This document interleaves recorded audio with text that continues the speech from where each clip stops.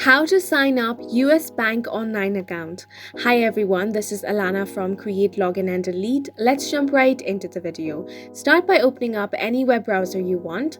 Now you want to search for usbank.com and press enter. Now on the right hand side, you're going to find this box. If you already have an account, you can enter your details and then click on the login button. To register your account, click on Create a username and password. From here, your enrollment process will start. So you want to start by entering your card or account number. Then you want to enter your last 4 digits of social security number.